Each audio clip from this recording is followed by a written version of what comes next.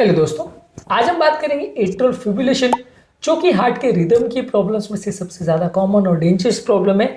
इसके ट्रीटमेंट में जो खून पतला करने की दवा दी जाती है, उसमें कई बार जब हम दवाई लिख के देते हैं तो स्टैंडर्ड या जो मेन ब्रांड होता है उसके बदले कई बार फार्मेसी वाले स्विच करके उसी तरह का मॉलिक्यूल दूसरी कंपनी का या नॉन कंपनी का, मतलब किसी छोटे ब्रांड का जेनरिक फॉर्म आपको दे देते हैं। तो इसमें क्या स्पेसिफिक इश्यूज हो सकते हैं और कहाँ पे ये सही है, कहाँ पे ये गलत है, इस एस्पेक्ट को डिस्कस करने का प्रयास करेंगे। क्योंकि बहुत बार ऐसा होता है कि जो स्टैंडर्ड ब्रांड होता है वो कई बार अवेलेबल नहीं होता, कई बार कॉस्ट का इशू रहता है, वो थोड़ा सा कॉस्टलियर रहता है। इसकी वजह से कई बार ये स्टैंडर्ड ब्रांड और जेनरिक ब्रांड में कई बार रिप्लेसमेंट होती है। कई बार इसमें जो फार्मेसी में आप परचेज कर रहे हो उसका स्पेसिफिक इंटरेस्ट, जो डॉक्टर प्रिस्क्राइब कर रहा है उसके स्पेसिफिक इश्यूज या उसका ड्रग चॉइस हो सकता है। तो इसके बेसिस पे कई बार ये दवा चेंज हो जाती है। तो क्या ये दवा सही है, क्या इसमें कोई पेशेंट को प्रॉब्लम आ सकती है या नहीं, इस एस्पेक्ट को डिस्कस करेंगे। जेनरिक ब्रांड्स और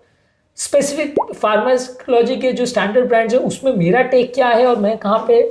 होल्ड करता हूँ या मेरा क्या इंपॉर्टेंस है, वो मैंने एक अलग वीडियो में ऑलरेडी डिस्कस किया है। आज इस इशू को एट्रियल फिब्रिलेशन के कॉन्टेक्स्ट में डिस्कस करेंगे, खासकर खून पतला करने की दवा के जो ब्रांड रिप्लेसमेंट्स होते हैं उसके हिसाब से। टॉपिक पे जाने से पहले जो लोग हमारे चैनल पे नए हैं उन्हें रिक्वेस्ट करूँगा कि चैनल को सब्सक्राइब करें, वीडियोस को लाइक करें, शेयर करें, फॉलो करें, कमेंट करें, पूरा देखें। टॉपिक इंपॉर्टेंट है, इसे एंड तक देखिएगा। चलिए शुरू करते हैं इंपॉर्टेंट वीडियो। देखिए, एक चीज़ है कि अगर स्टैंडर्ड ब्रांड जो होता है उसको प्रॉपरली जो है, अगर वो इंटरनेशनल ब्रांड है तो यूएस एफडीए द्वारा टेस्ट किया जाता है, जहाँ पे वो दवा कितना देर में शरीर में असर करेगी, कितना कॉन्सेंट्रेशन में असर करेगी, कितना डोज दिया जाएगा, ये सारी चीज़ों को प्रॉपरली असेस किया जाता है। और जेनरिक ब्रांड्स भी जब मार्केट में लाए जाते हैं तो इनको भी इसकी क्वालिटी, इसकी सेफ्टी, इसकी एफिकेसी को देख के उसको जो स्टैंडर्ड ब्रांड है उससे प्रॉपर कंपेयर करके तब मार्केट में लाना चाहिए। मैक्सिमम जो वेरिएशन है जो स्टैंडर्ड ब्रांड और जेनरिक ब्रांड के बीच में होता है वो 15-20% तक का अलाउड है, उससे ज़्यादा नहीं होना चाहिए। इस बेसिस पे उनको अप्रूवल मिलती है। अगर कोई जेनरिक ब्रांड अगर प्रॉपरली अगर टेस्ट की गई है और वो लगभग स्टैंडर्ड ब्रांड के बराबर है तो उसको यूज़ करने में उतना दिक्कत नहीं होना चाहिए। लेकिन अगर कोई ऐसा ब्रांड है जो उस यूएसएफडीए के जो मार्कर्स है या इंडियन सोसाइटी के जो मार्कर्स है उस पर पूरी तरह से खरा नहीं उतर रहा है, उसकी टेस्टिंग प्रॉपरली नहीं हुई है और वो अपने स्टैंडर्ड्स और बायो इक्विवेलेंस या जो स्टैंडर्ड ब्रांड है उसकी बिल्कुल बराबर नहीं है, तो फिर उसको लेना डेंजरस हो सकता है। तो सारा चीज़ घूम फिर के आ जाता है कि किस क्वालिटी की टेस्टिंग हुई है। दुनिया भर में माना जाता है कि यूएसएफडीए अप्रूव्ड जो चीज़ होती है, क्योंकि वो सबसे ज़्यादा स्ट्रिक्ट सोसाइटी मानी जाती है, सबसे ज़्यादा एक ब्रांड वैल्यू है कि कोई ब्रांड अगर यूएसएफडीए अप्रूव्ड है या कोई प्लांट जहाँ पे वो चीज़ प्रोड्यूस हो रही है वो यूएसएफडीए अप्रूव्ड है तो उसकी वैल्यू ज़्यादा होती है।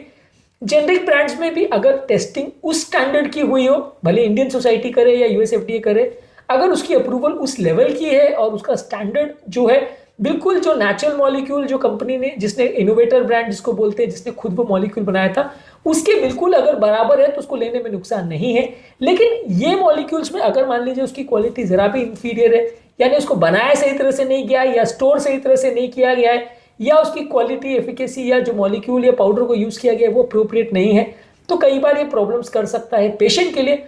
खासकर उन पेशेंट के लिए जो थोड़े इसके लिए सेंसिटिव है। हर पेशेंट में प्रॉब्लम आएगी ऐसा जरूरी नहीं, लेकिन कुछ पेशेंट्स ऐसे होते हैं जिसमें ये थोड़ा बहुत ड्रग का वेरिएशन भी अगर आ जाए और 15-20% से भी अगर वेरिएशन ज़्यादा हो जाए तो उनको बहुत जल्दी इसकी वजह से प्रॉब्लम आने लगती है, उनकी हेल्थ बिगड़ने लगती है। दवा का जितना असर होना चाहिए उससे या तो बहुत कम या बहुत ज़्यादा असर हो जाता है, जिसकी वजह से उनको हेल्थ प्रॉब्लम्स आती है। तो ये मॉलिक्यूल्स में सिग्निफिकेंट वेरिएशन होने से कई बार पेशेंट की हेल्थ कॉम्प्रोमाइज हो सकती है, और खासकर इसलिए क्योंकि ये जो खून पतला करने की दवा है वो ऐसी मॉलिक्यूल है जिस पर पेशेंट का जिंदगी और मौत डिपेंड करता है, पेशेंट का दोबारा प्रॉब्लम्स आना या नहीं आना डिपेंड करता है। खासकर इसीलिए क्योंकि ये जो खून पतला करने की जो अक्सर दवाई, खासकर जो न्यूअर एंटीकोएगुलेंट्स है, उनके लिए कोई स्पेसिफिक ऐसा टेस्ट भी नहीं आता जिसमें हम डायरेक्टली कह सके कि ये और वो स्टैंडर्ड ब्रांड बराबर काम कर रहे हैं। तो ऐसे केसेस में कई बार जेनरिक ब्रांड को लेना कॉन्ट्रोवर्शियल हो सकता है। कई बार अगर बिल्कुल क्लियर कट टेस्ट अवेलेबल हो, जैसे बीपी, शुगर या कोलेस्ट्रॉल के लिए होता है कि हम डायरेक्टली टेस्ट करके असेस कर सकते हैं कि स्टैंडर्ड दवा में इतना एमजी दवा लेने से कोलेस्ट्रॉल इतना कम हुआ, बीपी इतना कम हुआ, शुगर इतना कम हुआ, और जेनरिक ब्रांड को लेने में उतना ही फायदा मिल रहा है कि नहीं मिल रहा है, ये हम अगर एग्जैक्टली कंपेयर कर सके तो फिर ज़्यादा ट्रस्टवर्दी होता है उसको लेना। खून पतला करने की दवा, खासकर जो न्यूअर एंटीकोएगुलेंट्स है जैसे डाबिगेट्रैन, रिवारोक्साबैन, अपिक्साबैन, ये सारी मॉलिक्यूल्स में कोई क्लियर ऐसा एक टेस्ट अवेलेबल नहीं है जिसको देख के आप एग्जैक्टली कह सको कि ये ब्रांड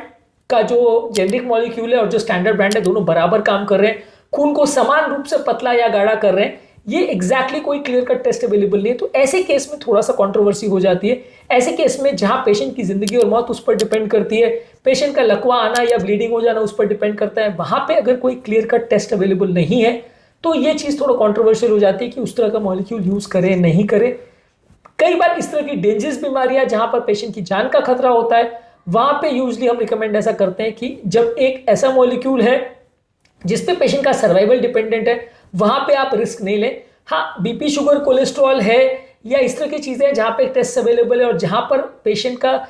जीना मरना उस पर डिपेंड नहीं कर रहा है एक पर्टिकुलर दवा के चेंज होने से। ये दवा अगर 15-20% अगर कम ज्यादा भी अगर असर करती है तो बहुत फर्क नहीं पड़ता, तो वहां पे दवाइयों में आप फिर भी थोड़ा स्विच करना या जेनरिक ब्रांड्स लेने में उतना ज्यादा दिक्कत नहीं होगी। और थोड़ा मार्जिन ऑफ एरर भी रहता है कि अगर बाय चांस कुछ प्रॉब्लम हुई तो आप दवा को चेंज करके उसको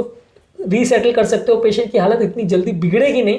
वहां पे फिर भी एक्सेप्टेबल होता है जेनरिक ब्रांड्स को यूज करना। यहाँ पे जहां लाइफ थ्रेटनिंग डिजीज है, जहां पे पेशेंट को 1 मिनट के अंदर लकवा आ सकता है, 1 मिनट में ब्लीडिंग हो सकती है और पेशेंट की लाइफ जिंदगी भर के लिए खराब हो सकती है, वहां पे इसका यूजेज थोड़ा सा कंट्रोवर्शियल है। वहां पर यूजुअली हम ऐसा रिकमेंड करते हैं कि थोड़ा सा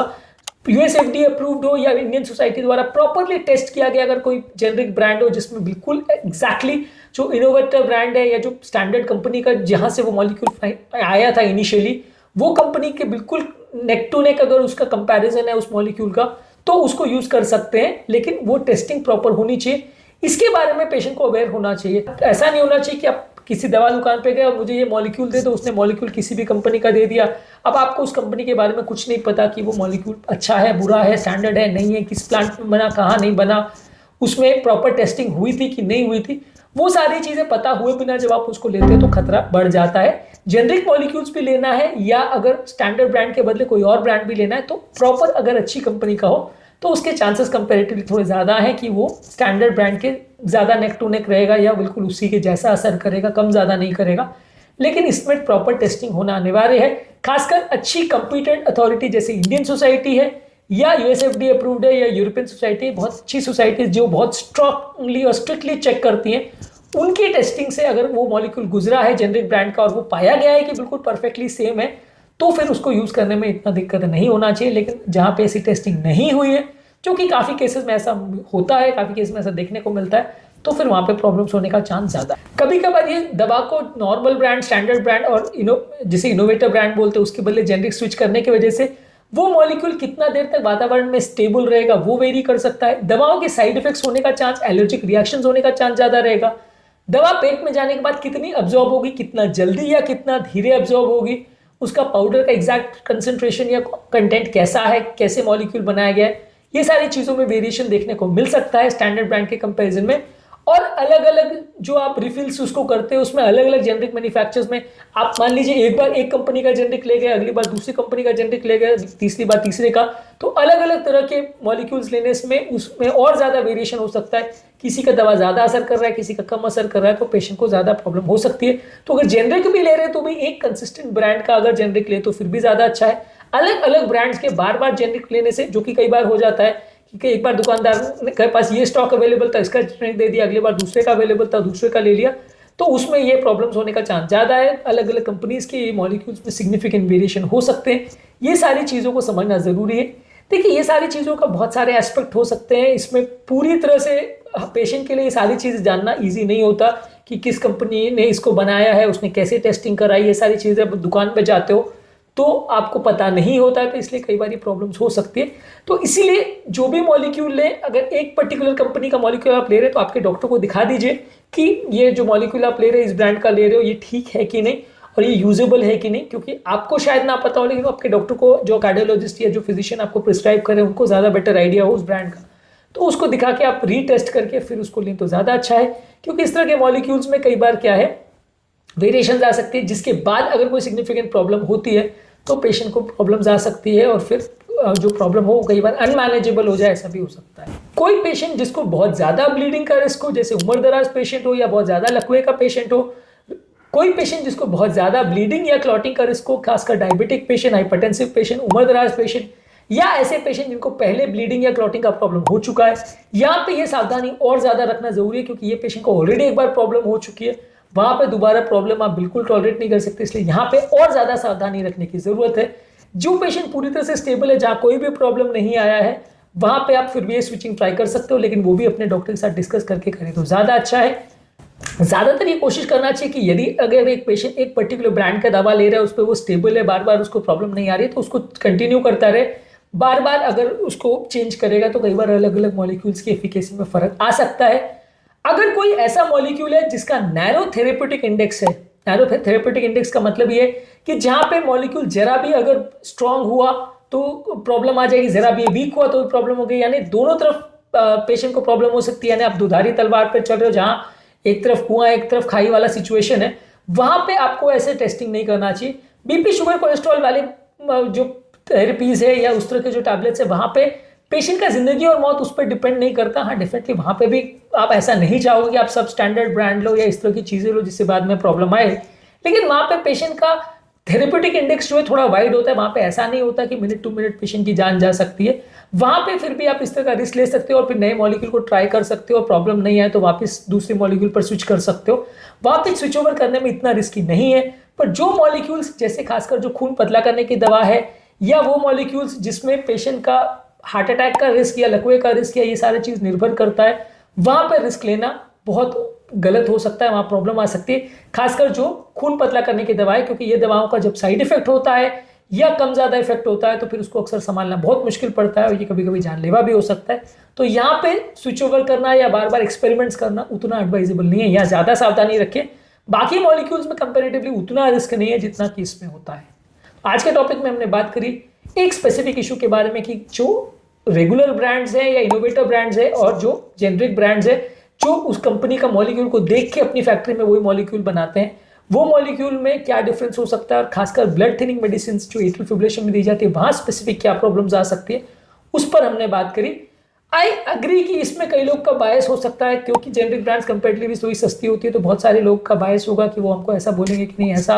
आप जो कह रहे हो वो अंडर इन्फ्लुएंस कह रहे हो या आपकी सोच गलत है, जेनरिक भी बिल्कुल सेम होता है। डेफिनेटली मान सकते हो कि आप सेम है, लेकिन जहां पर लाइफ रिस्क इन्वॉल्व है और जहां पर प्रॉपर टेस्टिंग हुई है वहां पर एक्सेप्टेबल रहती है सारी चीजें। जहां प्रॉपर टेस्टिंग का अगर अभाव है और कोई मॉलिक्यूल मार्केट में लॉन्च हुए बिना अप्रोप्रिएट सोसाइटी द्वारा टेस्ट हुए, तो वहां पे थोड़ा रिस्क हो सकता है, प्रॉब्लम हो सकती है। इसलिए थोड़ा इस मॉलिक्यूल में ज्यादा सावधानी रखें तो अच्छा है। उम्मीद करूंगा कि आज के टॉपिक में कुछ नई बातें जानने को मिली होगी। जो लोग हमारे चैनल पर नए हैं उन्हें रिक्वेस्ट करूंगा कि चैनल को सब्सक्राइब करें, वीडियोस को लाइक करें, शेयर करें, फॉलो करें, कमेंट करें। पूरा दिन